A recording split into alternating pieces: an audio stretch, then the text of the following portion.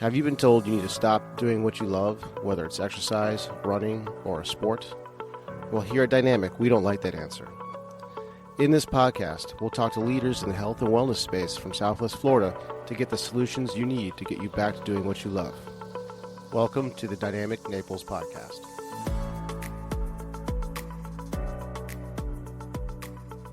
What's going on, Naples? Today I want to talk about the arch of your foot and Shoeware. So, solo version. The reason I want to talk about this is mostly because I just see this as like an epidemic problem.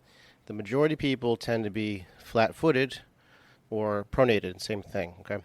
So first of all, a lot of people think they might have a decent arch. They're looking at it like, they'll be on my treatment table, legs hanging there, and they look at the arch. Oh, it looks like I have a decent arch. It only really matters when you stand up. What happens to your foot? Does your arch collapse? Does it partially collapse? That's what I'm talking about. The arch of your foot is an arch, so it should not be touching the ground. Think of it like a suspension bridge between your heel and your toes. So here's the issue: Shoeware. So the shoe industry is huge. They make billions of dollars, and they've done a really good job at getting the message across that the right shoes are what you need to run, to walk, to have an arch. And unfortunately, that message is probably not accurate, and it's made its way into healthcare. So I hear a lot of practitioners saying, oh, it's all about the right shoes. You got to have arch supports. I'm calling bogus on that, honestly, because here's the thing. Just like a brace that you'd put around your neck would make your neck weak over time, the same thing happens with shoes. So your feet and your arch should be somewhat active, very active in walking and standing. There is such a thing as foot posture. Problem is, if you have a nice supporting shoe and it's got an arch and all that stuff, well, guess what? Your foot just gets to relax, and then the muscles just stay chronically weak over time. In fact, some researchers back in '92 did a study where they looked at the feet and arches of 2,300 children between the ages of 4 and 13, and there was a very clear difference. The group that wore shoes more had more flat feet, period. A lot of people think they're born with it. I don't think that's the case at all. It's not genetic. It's that we put shoes on kids chronically. Shoes have their place, basically to protect your feet from cigarette butts and glass. Other than that, you should really make a practice of being barefoot at least some of your week. I personally am barefoot almost all day. I work barefoot. I walk into my clinic with flip-flops on. I'm probably a very non-traditional PT in that sense, but then I'm barefoot throughout the day. I'm barefoot at home. So only in social situations do I actually put on shoes. So here's the thing. You do have muscles in your arch. There are muscles like the one that flexes your big toe. There's the one called tibialis posterior. All these muscles and their intrinsics, they line the arch. You have layers upon layers of muscle within the arch. So just like any other muscle, you can strengthen it, get it stronger, and allow it to support your body weight. That's the thing, too. As we get older, we tend to gain weight. If the muscles are weak and we've gained weight, now the foot's really in a position to collapse. So there are very specific exercises you can do to strengthen and rebuild your arch. So I tell this to people and they think I'm kind of crazy. Like, what do you mean rebuild your arch? You need a support. No. There's two ways to solve a flat foot. You can go spend like $600 on an orthotic and basically prop something underneath your arch, and it'll be in sort of a neutral position, which is where we want to be. But then the moment you go walk on the beach or, you have a different pair of shoes and you forgot your orthotics, then guess what? You're going to be in a sort of bad position for your foot. And you're going to develop some pain like plantar fasciitis or a tendonitis. That's how these things develop. So that's option one, is to buy something and insert it, sort of the passive method. Or option two, the active method, and clearly the one I'm favoring, is to strengthen your arch. So I put together a program. It's called the Restore Your Arch program. You go to www.restoreyourarch.com. That's where you'll find the program. It's a 3-month program that builds upon itself.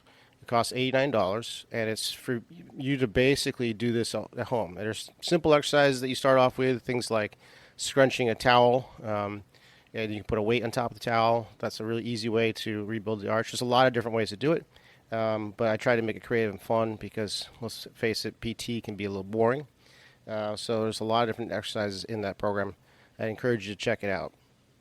I'll make sure to put a link in the show notes. So let's get into why a flat foot is a problem. Obviously, like I mentioned, you can develop some just pain and things like plantar fasciitis, but you're also setting your body up in a poor way. So if you're standing on a flat foot, that really means your foot's in a sort of pronated everted position. So it's like kind of like a leaning tower pizza. Now you have an unsupportive source base to stand on, which might be fine if you're doing stuff like squatting and deadlifting, because you can hide asymmetries or imbalances through stuff that's bilateral. But the moment you get on one leg, try to do a single leg squat, if you're standing on a flat foot, that squat's going to fall apart. And then this is what I hear all the time: I have difficulty going up and down stairs. Well, maybe it starts with the foot.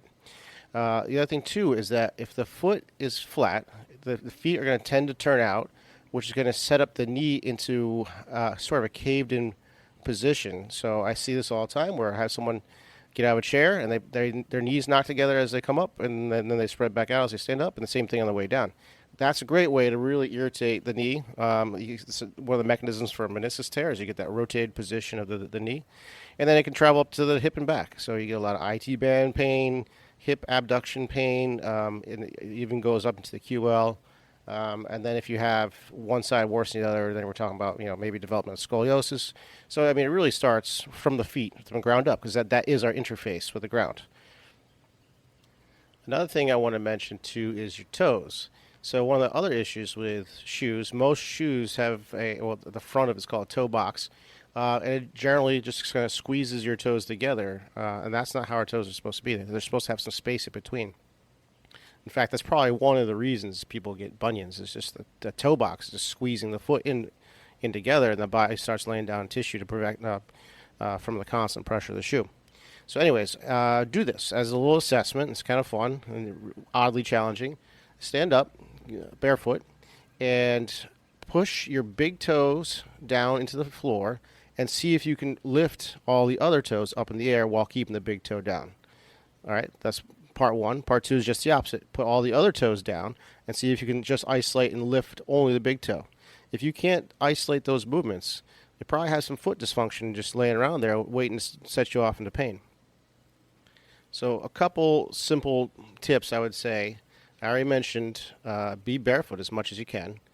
And I would also, if, here in Southwest Florida, most people have tile. And if the tile's feeling kind of cold, that's good. Use that as a tactile cue. Walk around barefoot and don't let your arch touch that cold tile. Another thing, if you're in line somewhere, just work on your posture of your foot. So just simply, I guess I should mention how to make an arch. So you should take your toes, take your big toe and gently push into the ground and draw your other toes slightly in towards your heel. You should see your ankle roll out a little bit. That's what you want. That will be creating an arch of the foot. You should be able to stick like 2/4 underneath your arch easily, maybe even more. Another thing I do that with some of my patients, kind of fun, I call them Lego squats. So you take Legos, because they really hurt to step on, as I have kids. So you put those underneath your arch and try to get one of those like bigger brick pieces. So put that underneath your arch and do squats and try not to touch that Lego. So another way to use some tactile feedback. So anyways, I'm running a special. Anybody who wants to do an evaluation on the foot and ankle for the rest of this month of October 2021, it's a $47 evaluation. All you have to do is mention this podcast to say you want to restore your arch, and we'll get you that discount. So that's option one. Come actually do some physical therapy on the feet if you feel like you need a little more help. Or if you prefer to solve it on your own, go check out that program, restoreyourarch.com. That's where you'll find the $89 special. Other than that, call me, text me, email me, chris@dynamicnaples.com, 239-919-7139. Let's get those feet strong. Do you have unexplained pain? Or do you wonder just how healthy you are? When was the last time you had your blood tested? Blood chemistry analysis is a great way to stay ahead of any health conditions, and now you can have control of your health with Let's Get Checked. Let's Get Checked is an incredible company that sends blood tests to your home. You can choose from over 30 different tests, whether that's liver function, testosterone, micronutrient, cholesterol, or C-reactive protein, which is a marker for inflammation. It's sent to you with free shipping, and you get results in 2 to 5 days, no physician referral needed. Use the code DPT20 for 20% off. Go to letsgetchecked.com and use the code DPT20.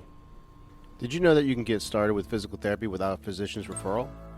Physical therapists don't just solve pain, we get down to the root cause and keep it from coming back.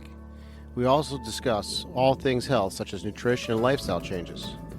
If you feel that you could use some help, let's get on a free consult call. Go to www.dynamicnaples.com and sign up for a free call. Also, if you like this podcast, please give us a rating wherever you listen to podcasts. It helps us spread the message.